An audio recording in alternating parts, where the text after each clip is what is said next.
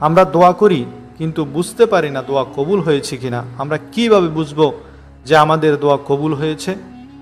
তখন মালিক বিন দিনার রহমতুল্লাহ আলাইহি উত্তর দিলেন, যখন দোয়া করার সময় আপনার আন্তরিকতা সৃষ্টি হবে, হৃদয়ের গভীর থেকে দোয়ার শব্দগুলো বের হবে, দোয়া করার সময় আল্লাহর ভয়ে শরীরের লোম খাড়া হয়ে যাবে, দু চোখ থেকে অশ্রু ঝরে ঝরে পড়বে, আর আল্লাহর কাছে চাওয়ার সময় খুব আগ্রহ সৃষ্টি হবে, খুব মজা লাগবে, তাহলে বুঝে নেবেন যে আপনার দোয়া কবুল হয়ে গেছে।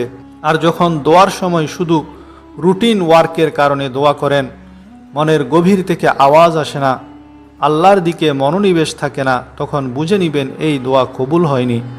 হুজুর সাল্লাল্লাহু আলাইহি ওয়াসাল্লাম এরশাদ করেন, কেঁদে কেঁদে দোয়া করো, ইল্লাম তাবকু ফাতাবাকু, যদি কান্না না আসে তবে কান্নাকারীর মতো আহাজারি করো।